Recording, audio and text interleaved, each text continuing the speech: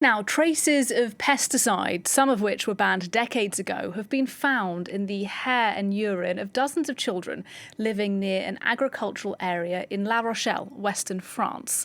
The findings are the result of a study conducted by the residents themselves after a local hospital sounded the alarm about a spike in the number of pediatric cases of cancer. To tell us a bit about this story, our science editor Julia Seeger with me now. And Julia, just tell us what we know so far.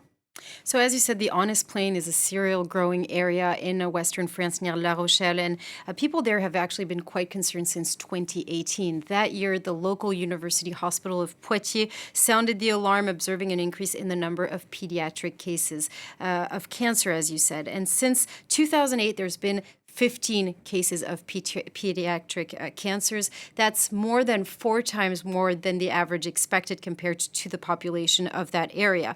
And for years, they've been asking for a formal investigation to determine the origins of those pediatric cancers. And of course, it's a farming land, so very quickly, all the doubts turn to the use and the spraying of pesticides on the crops. And every year, they have this march where they ask for the government to really lay out a plan to phase out synthetic pesticides. And they haven't been heard in the last 5 years. So this year they decided to take matters into their own hands, and they created what we call a citizen study. So they collected samples on 72 children aged 3 to 17, all of which live in the 6 municipalities of the Aunis plain. And they found, at least in the urine, 14 different molecules, substances, if you will, and an average of 2 molecules per child, but in some cases it went up to 6. That was in the urine, and the most frequently found products was pentachlorophenol, which is an insecticide, and also 2 other fungicides.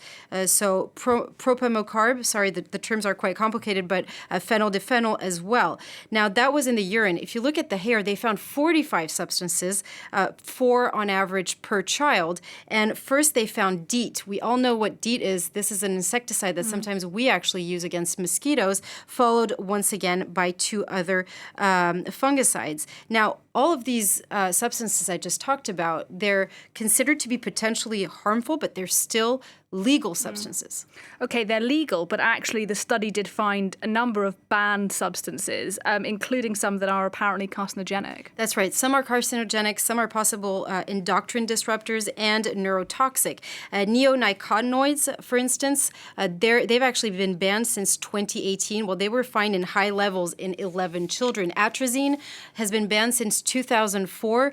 It's a possible endocrine disruptor. And Deldrin was banned as early as the 1970s. But what's important to know is that those are actually very persistent in the environment, that the study doesn't tell us whether farmers are still using those pesticides or whether it was still in the environment. Now, what we know, though, is that the scientist who interpreted the data, she says that the contamination happened from the spraying and not from food, for instance, because the more the kids live closely to the crops, not the sicker, but the more affected they are, at least in the data. Now, of course, we're going to have to see also what happens with water, because water is probably contaminated as well. Now, in 2023, the local community got together and tried to create this unprecedented mediation to try to create a dialogue between farmers and the local population. We have to say that farmers are very much affected by this issue because they're the one manipulating the pesticides. But what they say is that they feel that they don't have a way out from these pesticides. Well, spell that out for us. Why do farmers often find it quite difficult to stop using pesticides? Well, it's a structural issue, right? So pesticides, as the name suggests, control pests, which can damage crop and cause significant economic losses. And many farmers here in France have what we call monocultures. So these are single crops. So they're more exposed and vulnerable to pests. Now, without them, farmers risk falling yields, of course. And the system pressures them to produce high yields and meet market demand and maintain, of course, their contracts. So there are alternative to pesticides. Hand weeding is one, crop rotation or organic methods, but they often require more labor, more resources, and also technological training. So it does also mean a lot of investments. And this is why local people, farmers, are asking the government to really lay out this comprehensive plan for farmers to transition. But perhaps in a more short-term matter, we're also waiting for this investigation to be led, to know more about how contaminated the soil, the water, the air is, and if it is linked to the pediatric cancer cases. Julia Seeger, our science editor, thanks very much indeed for that.